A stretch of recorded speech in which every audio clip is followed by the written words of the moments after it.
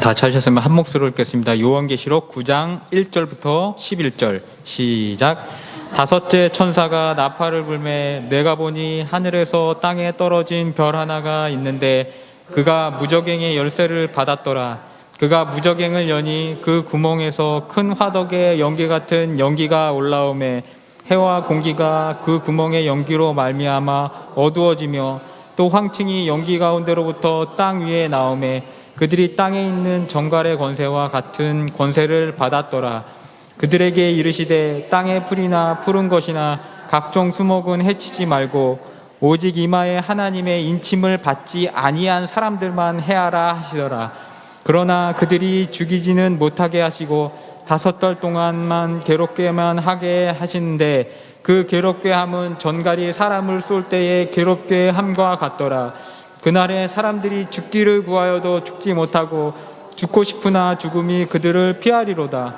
황충들의 모양은 전쟁을 위하여 준비한 말들 같고 그 머리에 금관과 같은 비슷한 것을 썼으며 그 얼굴은 사람의 얼굴 같고 또 여자의 머리털 같은 머리털이 있고 그 이빨은 사자의 이빨 같으며 또 호심병 같은 호심병이 있고 그 날개들의 소리는 병거와 많은 말들이 전쟁터로 달려가는 소리 같으며 또 정갈과 같은 꼬리와 쏘는 살이 있어 그 꼬리에는 5달 동안 사람을 해하는 권세가 있더라.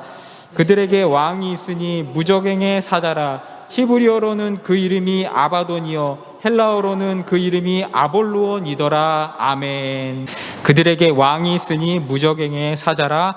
아바돈이요 아볼루온이요. 1980년대, 90년대를 풍미한 헤비메탈, 그 중에서도 데스메탈 밴드들이 가장 영감을 많이 받은 장소는 아이러니하게도 오늘 요한계시록 9장 11절이 아닐까 합니다. 헤비메탈 연주자들, 데스메탈 연주자들은요, 자신이 무저갱의 사탄의 권세를 받아서 그 힘으로 강력하게 세상을 지배한다는 그러한 허세를 갖고 있는데 그 허세가 어디서 반영됐냐면 오늘 9장 11절에서 반영된 것을 보게 돼요. 그래서 그 사람들은 자기 연주자들이 자기 예명이랄지 자기 이름을 뭐라 그러면은 아바돈이라고 지은 사람도 있고 아볼론이라고 지은 사람도 있고 아마겟돈이라고 지은 사람도 있고 자기 흉포함, 자기 포악함을 드러내려고 이러한 이름들을 짓는 것을 보게 돼요. 특별히 80년대 말 90년대 초 92년쯤에 판테라라는 유명한 데스메탈 밴드가 있었는데요. 그들의 92년 앨범 제목이 뭐냐면 볼거 디스플레이 오브 파워라는 그러한 앨범이 있었어요. 헤비메탈사에 정말 역사적으로 남을 명반인데 이 볼거 디스플레이 오브 파워가 뭐냐면요, 힘에 천박한 과시라는 그러한 제목이에요. 그러한 욕구들을 표출하기 위하여서 자신들이 음악을 한다는 것을 그런 앨범의 제목에서 이야기하는 것을 보게 돼요. 이런 밴드들의 자켓을 보면요, 사람들이 지옥불에 떨어져서 자기들이 그것을 찍어먹고 뜯어먹고 자기들이 그 지옥의 하수인 시니스터라고 생각을 하는 그러한 그림들이 그려져 있는 것을 보게 돼요. 자신들의 정체성을 그 사자요 아바돈이요 아볼론이라고 착각하고 있다라는 것이에요. 그런데 이것은 쇼맨십의 일종이에요. 장르를 개척하기 위해서, 사람들과 차별함을 갖기 위해서, 다른 그 대중음악 장르들과 그 차별함을 갖기 위해서 쇼맨십으로 찾다 보니까 결국에는 어디까지 이르게 된 겁니까? 악마적인 이미지까지 가게 되었다라는 것이에요. 그런데 그들이 예상한 것과 달리 이 별, 오늘 1절에 보면은 뭐가 떨어졌답니까? 하늘에서 땅에 별이 하나가 떨어졌는데 그 별이 무저갱의 열쇠를 받았다라고 하는데, 이 사람들은 생각하기에 이 별이 사탄이라고 생각하는데 성경 신학자들은 이 별을 무엇이라고 생각합니까? 천사라고 본다라는 것이에요. 왜냐하면 우리가 계시록 1장 18절을 넘어왔는데 계시록 1장 18절에 보면은 사망과 음부의 열쇠를 가졌는데 그 가지신 분은 누구라고 이야기하고 선언하고 계십니까? 예수 그리스도께서만 그 권세를 가졌다라고 이야기를 하고 있어요. 그러므로 무저갱의 열쇠를 받아서 내려오는 자는 사단일까요? 아니에요. 하나님의 메신저인 천사가 그것을 받아서 왔다라는 것이에요. 즉 무저갱을 열고 닫을 권세는 예수께만 있다라고 하나님께서 선언하고 계시는데, 얘네들 헤비메탈 밴드 하는 이 사람들은 그런 걸 읽지도 않았으니까 자기들이 듣고 싶은 것만 취사 선택해가지고 자기가 아바돈이요 아볼론이라고 이야기를 하고 있다라는 것이에요. 오늘 9장 1절에서 나오는 내용이 그것이에요. 그래서 9장 1절에서 소리가 울리나요? 네, 잠깐만요. 9장 1절에서 보게 되면은 별이 하나가 떨어졌다라고 그렇게 얘기하는데, 이 별이 사단을 상징하는 펜타그램, 오각별이라고 생각을 해가지고 그 오각별이 떨어져서 지상에 봉인된 무적행을 열어 제끼고, 그 열어 제낀 가운데서 사단과 황층이 나와서 사륙이 난무하고 그리스도인들을 죽인다라고 하는 그런 상상의 나래를 펼쳐요. 그런데 이 시각이 그 믿지 않는 사람들만 가진 것이 아니라 그리스도인들도 이 잘못된 시각을 갖고 있다는 것이 굉장히 큰 문제라는 것이에요. 그런데 죄송하지만 오늘 여기서 떨어졌다는 단어를 사용하고 있는데, 이거 사실 한글 번역하면서 조금 뭡니까? 이것 때문에 그렇군요. 조금 이 의미가 동떨어진 편이에요. 여기서 떨어졌다는 의미는 사탄이 실추해가지고 천국에서부터 하나님부터 내쫓겨서 지상의 권세를 잡았다라는 그 의미라기보다는 천사가 뭡니까? 내려왔다라는 온건한 단어를 뜻하고 있는 것이에요. 그래서 이 별은 전통적으로 천사라고 우리는 부른다라는 것이에요. 더 찾아보면요, 요한계시록 20장 1절에 보면은 뭐라고 그러냐면, 또 내가 보매 천사가 무적행 열쇠와 함께 내려왔다라고 20장 1절에서도 또 이야기하고 있는 것을 보게 돼요. 성경의 내적 증거에 의하면은 이 떨어지는 별들은 사단이 아니라, 지상 권세를 가진 사단이 아니라 천사가 내려와서 무적행의 열쇠를 여는 열쇠를 가지고 왔다라고 이야기를 하고 있다라는 것이에요. 우리 그리스도인이 착각하지 말아야 될 것은 뭐냐면요, 사단은 우리가 생각하는 것 이상으로 그렇게 힘이 많은 존재가 아니라는 것이에요. 천사조차도 하나님께서 창조하실 때 인간의 조력자로 위에서 만들어졌다라는 거 여러분 잘 알고 계실 것이에요. 인간을 넘어서지 못해요. 그런데 하물며 그 천사에서 타락한 존재인 사단은 더더욱더 인간을 넘어설 수 없고 하나님이 그 권세를 허락하지도 않으셨다라는 것이에요. 여러분 오늘 요한계시록을 이야기하면서 3은 무슨 숫자라고 했어요? 천상계를 뜻하는 숫자고 4는 뭐라고 했어요? 지상을 뜻하는 숫자라고 이야기했어요. 그리고 777은 뭐예요? 하나님의 숫자고 666은 지상의 숫자, 사단의 숫자라고 그렇게 이야기를 했어요. 왜 이렇게 해석을 할까요? 능력이 없으니까 쪽수로 밀어붙인다는 거예요. 하나님은 삼위일체로 완전함을 유지하시지만 사단은 힘이 모자라니까 쪽수로 밀어붙이니까 넷이 됐는데도 하나님을 이길 수 없는 존재라고 이야기하고 있는 것이에요. 그럼 777은 뭐예요? 하나님은 온전 숫자 777인데 사단은 아무리 만들어봤자 어디밖에 못 도달한다는 것이요? 666. 그래서 이무기밖에 못 된다라고 이야기를 하고 있다라는 것이에요. 능력이 안 되니까 쪽수로밖에 밀어붙일 수 없어요. 그러니까 귀신을 예수 그리스도께서 너가 귀신에게 향해서 네가 이름이 뭐냐라고 그러니까 자기 이름을 뭐라고 이야기합니까? 군대라고 이렇게 얘기하잖아요. 혼자서는 이기지 못하니까 군대를 끌고밖에 올 수밖에 없는 그런 미약한 존재가 사단이라는 것이에요. 쓰잘데기 없이 천박한 놈들이라는 것이에요. 그래서 우리가 옛날에 사단을 쫓을 때 뭡니까? 신사적으로 쫓지 말고 어떻게 합니까? 천박하게 막 욕을 하면서 쫓으라고 하는 이야기가 뭐냐면 그렇게 하찮은 존재이기 때문에 욕해서 쫓을 수 있는 그런 존재라는 것이에요. 그런데 다만 인간이 어떤 심신적인 요역이나 건강적인 허약함 또한 정신적인 타격에 의해서 그것에 대해서 사단의 존재에서 지나치게 신경을 쓰게 되면은 이때다 하고 사단이 어떻게 합니까? 인간을 혼란케 하면서 유혹을 하여서 자기에게 관심을 집중하게 만드는 그런 유혹자의 능력은 있다라는 것이에요. 옛날 어른들이 그 얘기 하잖아요. 운정 벌판에 술 먹고 이렇게 왔다는데 저기 어디서요? 도깨비불 얘기하시면서 김영건 선생님 얘기했잖아. 어느 동네에서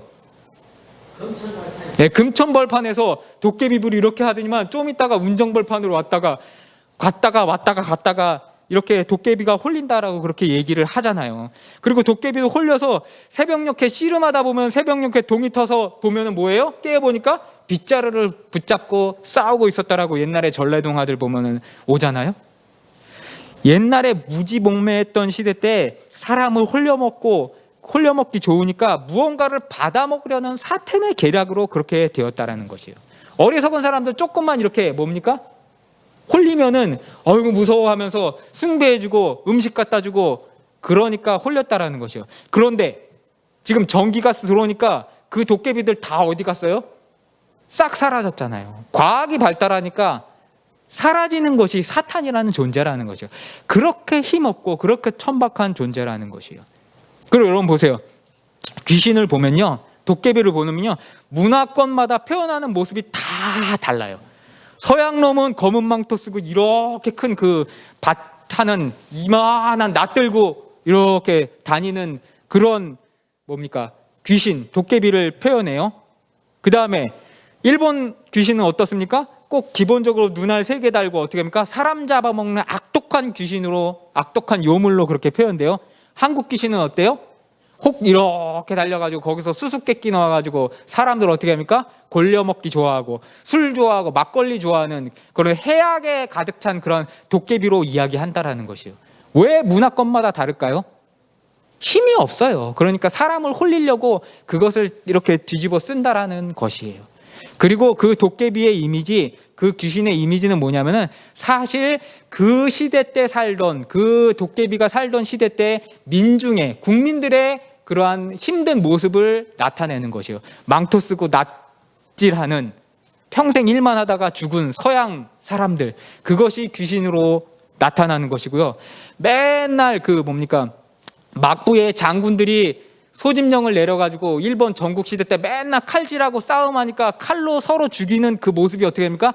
악독한 요괴로 나타난 것이 일본의 귀신이고요. 한국 귀신은 어때요? 맨날 술이나 마시고 논일이나 하고 밭일하다가 술 먹고 막걸리 마시고 해악과 육자배기 하던 그러한 모습이 반영이 되어서 도깨비로 형상이 나타났다는 것이에요.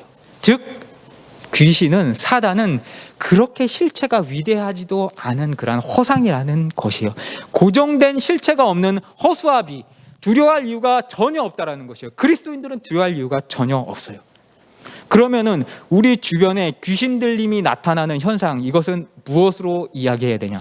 이것을 쫓아내야 하지 않느냐라고 물어보시면은 아까도 이야기 드렸다시피 인간이, 사람이 그것에 대해서 집중하는 그 순간에만 그것이 우리를 유혹하고 기능을 할 수 있을 뿐이에요.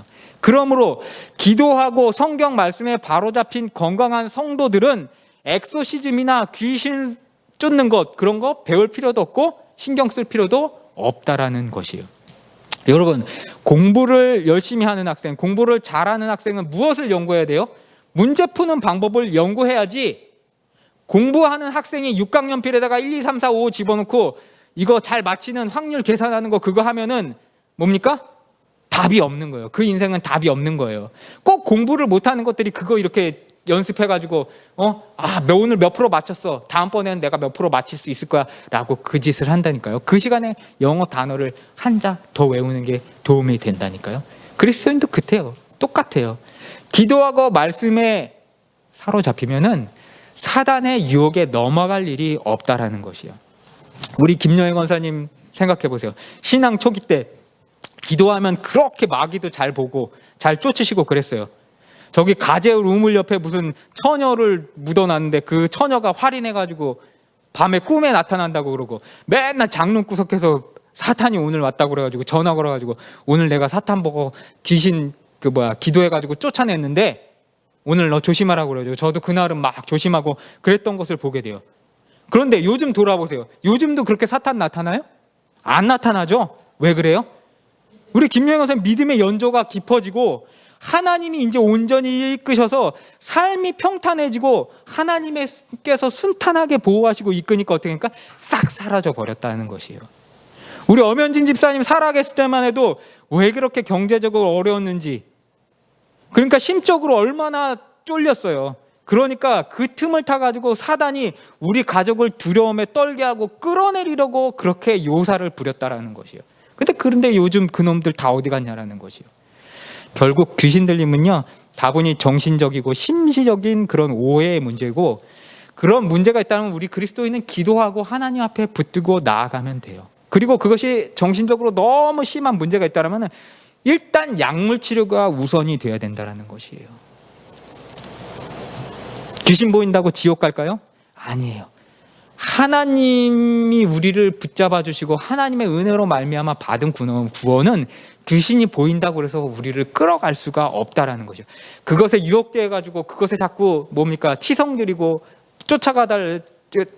가달라고 제사 드리고 그것을 원하는 것이기 때문에 귀신이 보여도 하나님을 의지하고 나아가면 살 수 있다라는 것이에요. 우리 몸속에 병을 가지고 있는 것처럼. 이렇게 사단은 무저갱에 갇혀있는 악한 세력의 임금으로 소개되고 있지만 그 열쇠는 예수 그리스도께서 쥐고 계시고 천국의 천사를 통하여서 이 땅에 내려보내 주셨다라는 것이에요. 열쇠는 하나님이 쥐고 있고 그 속에 임금이라고 하는 사단, 아볼로니오, 아바도니오 하는 이 사단은 사실상 뭐예요? 방구석 여포라는 것이에요. 두려워할 필요가 우리는 전혀 없는 존재라는 것이요. 2절 읽어봅시다. 2절, 그가 무저갱을 여니 구멍에서 큰 화덕의 연기 같은 연기가 올라오매 해와 공기가 어두워지며. 아멘. 지난 시간에 얘기해 드렸어요. 해와 공기가 어두워진다고 그러는데 1월 성신은 무엇이라고 얘기 드렸어요? 세상의 권세 잡은 자들이 하나님을 반역해서 하나님을 대신하여서 자행자지하면서 자신을 섬기게 만들려고 만들어 놓은 대상이 뭐라고 합니까? 1월 성신이라고 얘기를 드렸어요. 자기 자신들이 만든 그 자기들이 섬기는 그 신이 자신을 구원해 줄 것이라고 생각을 했는데 웬걸요 어떻게 합니까? 그것이 어떻게 됩니까? 오히려 자신을 삼키는 그러한 상황이 된 현상을 오늘 2절에서 보여주고 있다는 것이에요.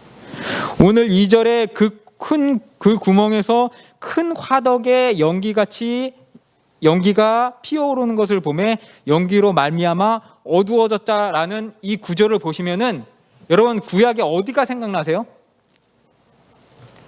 옹기점에서 연기가 뭉게뭉게 피어 올라오는 성경의 구절이 어디 나오는지 여러분 기억 안 나세요? 창세기 19장 27절부터 28절 한번 볼게요. 창세기 19장 27절부터 28절입니다.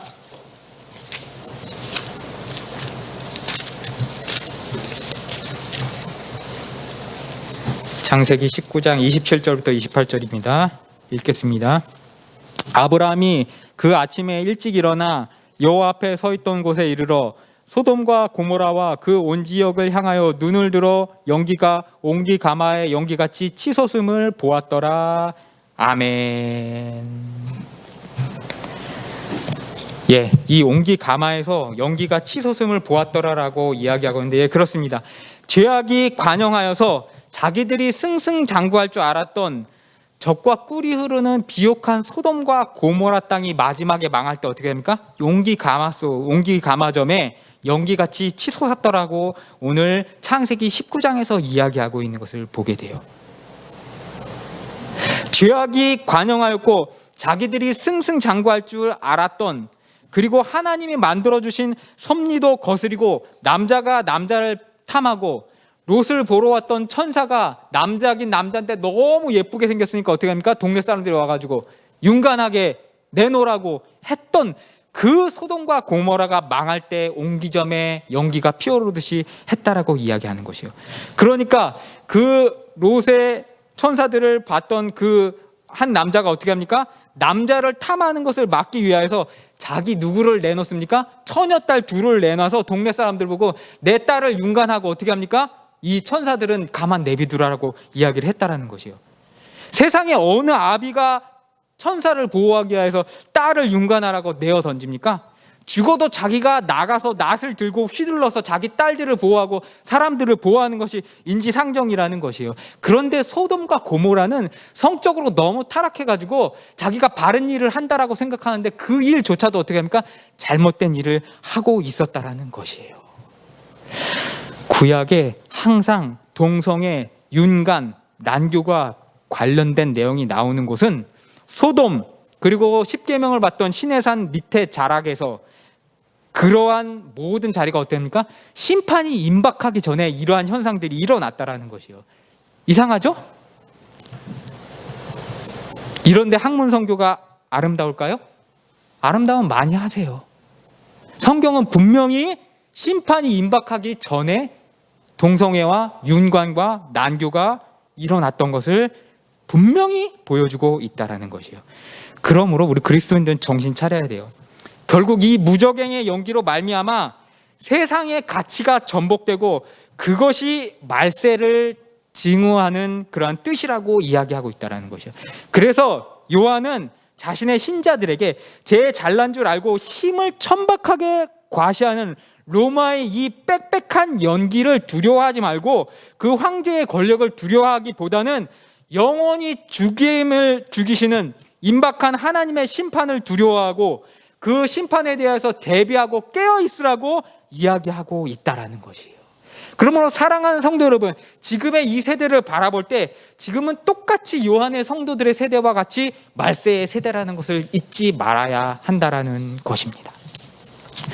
그런데 기쁜 것은 뭐냐면요, 우리 성도들은 이 환난과 상관이 없어요. 4절 읽어보면 뭡니까? 이마에 하나님의 인침을 받지 아니한 사람들만 해하라라고 하나님께서 분명히 말씀하고 계시다라는 것이에요. 그러므로 할렐루야, 성도 여러분, 말세를 우리는 두려워할 필요가 없어요. 말세는 그들만 당하는 것이에요. 하나님을 버린 자들, 그들만 당한다라는 것이에요. 말세의 고난을 당하는 이유는 뭐냐면 이 생의 자랑과 연관되어 있어요. 소돔과 고모라 때에 롯은 잘 도망쳐 왔지만 하나님의 말씀을 듣고 자기 숙부 아브라함의 말을 잘 들었던 롯은 잘 도망쳐 왔지만 누구는 이 생의 자랑을 놓지 못하여서 소금기둥이 되었습니까? 롯의 아내는 소금기둥이 되었다라는 것이에요. 죽을 거를 알면서도 어떻게 합니까? 거기를 버리고 못 나오는 그러한 세상의 사람들만 당하게 된다라는 것이에요. 요즘 집값이 많이 올라가지고 제가 부동산 관련된 이야기를 자꾸 하니까 우리 사모님이 저를 엄청 걱정스러운 눈초리로 바라봐요. 돈이 없다가 막 3배, 4배가 뻥튀기 되니까 제가 자꾸 그 얘기를 하니까 천박하게 보여가지고 저 XX가 미쳐가지고 헷가닥하는 거 아니야? 라는 그러한 눈빛으로, 마치 롯이 자기 마누라를 끌고 와야 되는데 그 마누라가 뒤를 돌아보면서 소돔과 고모라에서 소금기둥이 되는 것을 두려워하는 눈빛으로 우리 사모님이 저에 대해서 자꾸 그렇게 이야기를 하더라고요. 그런데 제가 자꾸 부동산 이야기를 하는 것은 무엇이냐면요, 제가 돈을 많이 벌었다라는 그 이야기를 하는 것이 아니라, 저도 알아요. 이거 팔아가지고 서울 못 들어가고 그냥 방구석 여포라는 것 알아요. 근데 제가 얘기 드리려고 하는 건 뭐냐면은 잘못된 정치와 이데올로기적이고 정파적인 오판으로 인해서 국민의 삶이 얼마나 불안해졌냐라는 것에 대해서 이야기하려는 가운데 가장 중요한 표징이 뭐예요? 부동산이 이렇게 미쳤다라는 것에 대해서 이야기하려는 것이에요. 근데 우리 사모님은 이제 천박하게 제가 부동산 가시하고 사람들 눈밖에 날까봐 못내 불안하는데, 근데 뭐 어쩌겠어요. 들을 게 있는 사람만 듣는 거예요. 그게 배 아파가지고 못 듣는 사람은 못 들을 수밖에 없게 된다는 것이에요. 저 그렇게 어리석은 사람 아니에요. 저도 다 알아요. 이거 팔아서 어디 걸 데 없는 거 알아요. 전국이 다 불장이에요. 이번 1월 달에 다 뻘겋게, 모든 그래프가 다 뻘겋게 올라가도 계속 막 1%씩 막 올라가는 그런 세상이라는 것이에요. 생각 같아서는 지금 이 기회를 주셨을 때 팔아가지고 어디 조그만 땅 한 50평짜리 해가지고 3, 4층 교회를 짓고 지을 수도 있을 것 같아요. 잘하면은 그 하나님 앞에 드려가지고 주변에 이렇게 옆에 빵 눈치 안 보고 예배 드리고 싶고 그에다가 사택 지어가지고 거기 들어가서 살면은 교회도 좋고 저도 좋고 우리 집안에도 좋고 딱 좋겠다라는 생각이 들어요. 하나님 앞에 드리고 싶은 생각이 많이 든다라는 것이. 그런데도 이 현상을 언급하는 것은 뭐냐면요, 그저 부족해도 어느 정도 신이 정한 순리를 따라서 사회를 이끄는 정치인과 정치 세력이 누구인가를 우리가 분간하고, 잘못된 이데올로기야 거기에 관련된 역심으로 이끄는 정치가 우리의 삶에 얼마나 해악을 끼치는지에 대하여서 비교하고자 제가 부동산 이야기를 한다는 것이에요. 여러분 아시잖아요. 제가 5, 6년 전부터 주구장창 얘기했잖아요. 예?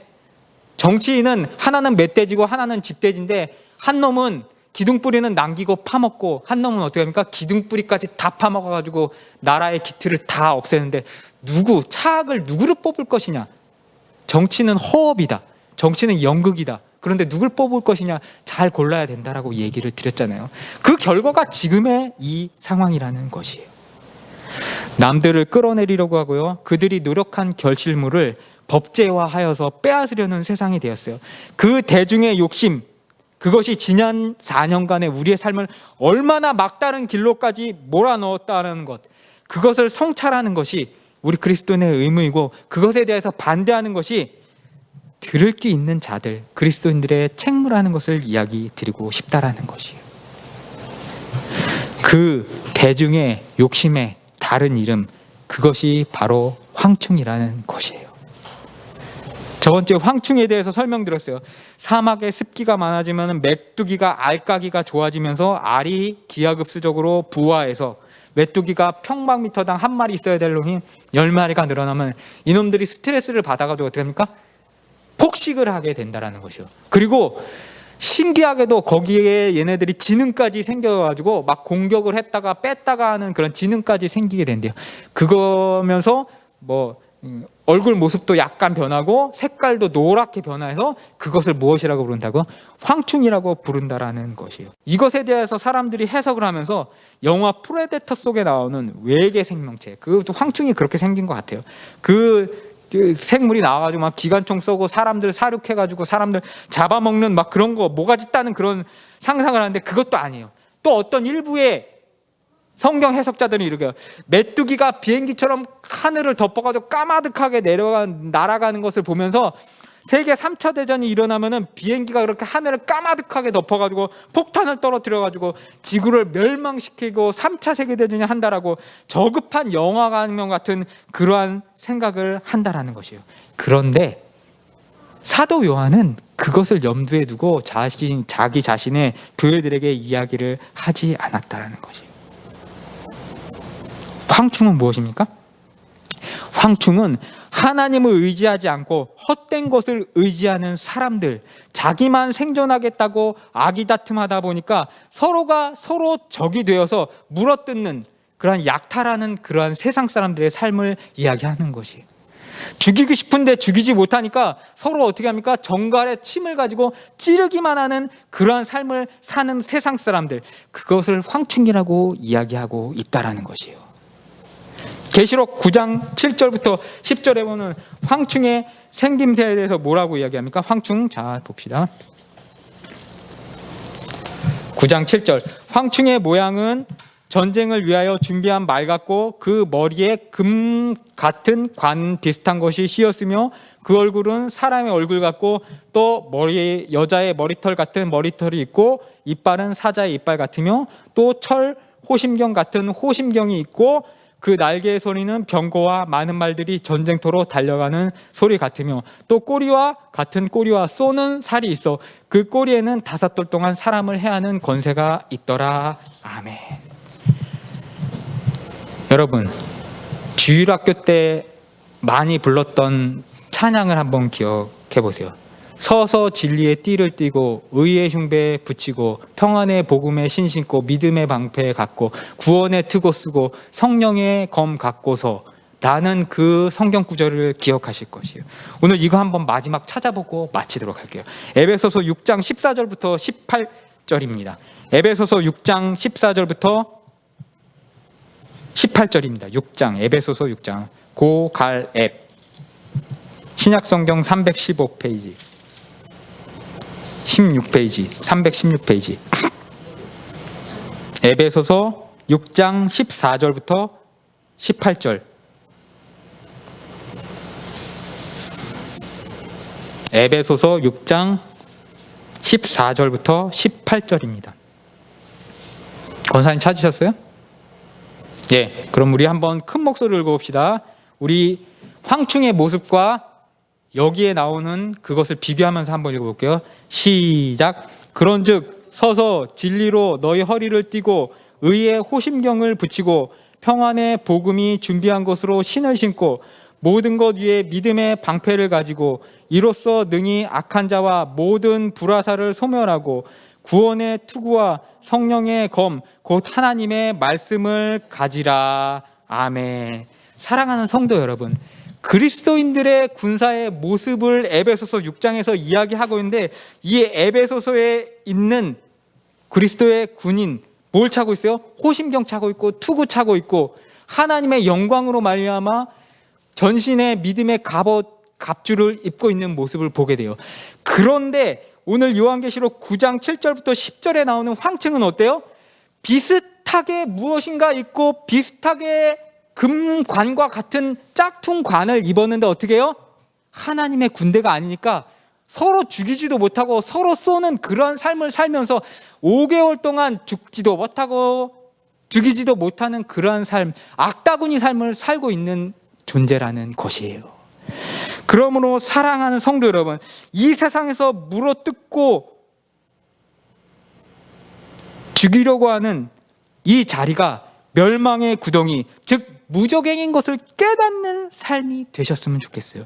이 지상에 목적을 두지 마시고 상급을 하늘에 쌓기 위하여서 황충처럼 짝퉁 금관을 쓰고 짝퉁 철 호심경을 갖고 그 다음에 정갈에 쏘는, 죽이지도 못하는 정갈에 쏘는 그 검을 갖고 서로 간에 싸우려고 하지 마시고 오늘 에베소서 6장 14절부터 18절에 나오는 것처럼 서서 의의 띠를 띠고 평안의 복음에 준비한 것으로 신을 쓰고 믿음의 방패를 가지고 나아가시는, 성령 안에서 기도하며 힘써 간구하는 우리 그리스도인들 되시기를 주님의 이름으로 축원하면서 오늘 설교를 마치겠습니다. 이것이 바로 4절에 하나님의 인침을 받은 자와 황층의 구별이라는 것이에요. 여러분, 어느 자리에 서시겠습니까? 오늘 그 질문을 여러분 앞에 드리면서 마치도록 하겠습니다. 기도하시겠습니다.